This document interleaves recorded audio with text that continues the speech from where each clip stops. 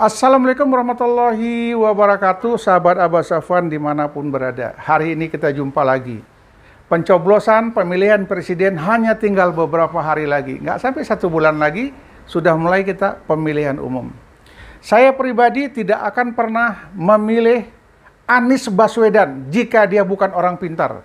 Kalau dia orang pintar, saya akan pilih Anies Baswedan. Untuk lebih jelasnya, mari kita tonton video yang satu ini.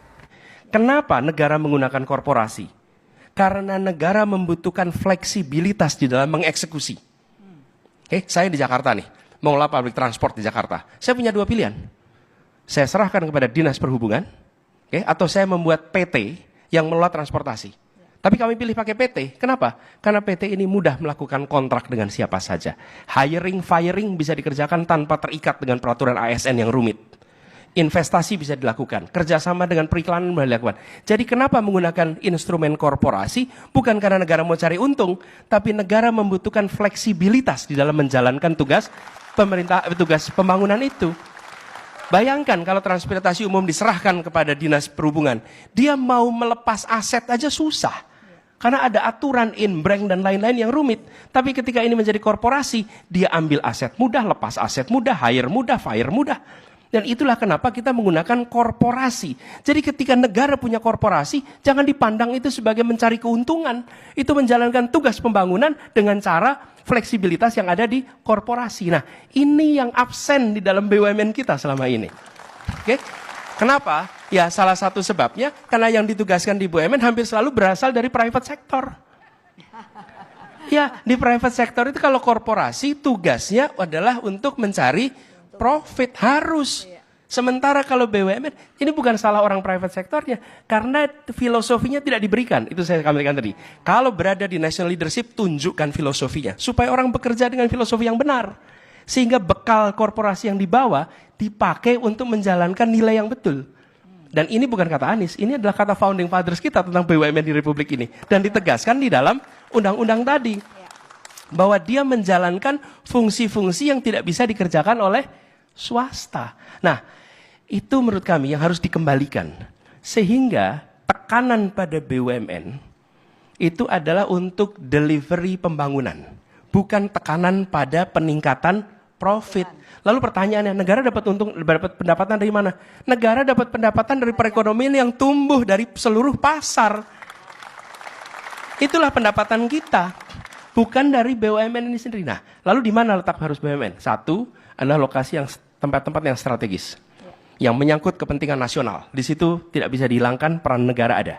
Apakah itu telekomunikasi, apakah itu pertahanan, industri-industri pertahanan, apakah industri-industri strategis. Nah, di situ ada tuh unsur strategis kenapa harus BUMN, walaupun menguntungkan. Tapi karena ini menyangkut kepentingan nasional. Lalu yang selebihnya, berikan ruang kepada pasar. Untuk pasarlah yang menyelesaikan masalah itu. Ya. Jadi kebutuhan masyarakat itu, kira-kira begini, ada demand di masyarakat, biarkan private sector yang memberikan supply.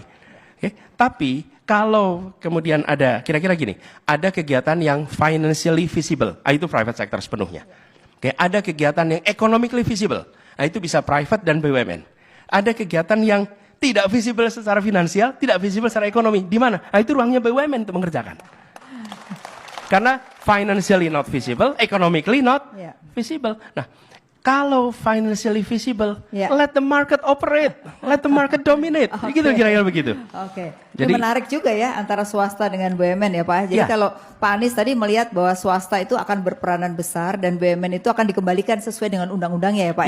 Dan kemudian yang tidak kalah penting, kembalikan merit system di dalam BUMN kita. Luar biasa. Supaya prestasi menentukan posisi, bukan koneksi menentukan posisi. Terima kasih aplaus ya. Ya Pak Anies, ini ada pertanyaan berikutnya supaya nih. ordal selesai Pak, kira-kira gitu. Baik teman, sahabat dimanapun berada, sudah kita tonton videonya. Barusan saja kita tonton. Ternyata apa yang kita ragukan selama ini kita salah. Ternyata Anies Baswedan adalah orang yang gentleman. Orang yang pengetahuannya luar biasa. Bangsa Indonesia sangat butuh dengan Anies Baswedan dibandingkan dengan capres-capres yang lain. Sudah kita lihat videonya. Ternyata isi di kepala Anies Baswedan berlian. Konsepnya luar biasa, pengetahuannya terhadap negara ini, terhadap perekonomian ini keren abis. Jadi kalau kita pilih Anies Baswedan tidak salah. Karena setelah kita tonton video yang satu tadi, Anies Baswedan adalah is the best, orang yang sangat luar biasa. Tak salah pilih Anies Baswedan. Sebarkan video ini biar semua masyarakat Indonesia tahu Anies Baswedan itu adalah orang gentleman, orang pintar, diakuin dunia. Anies Baswedan termasuk 100 tokoh dunia yang pintar, yang bisa merubah dunia ke depan, 20 tahun ke depan.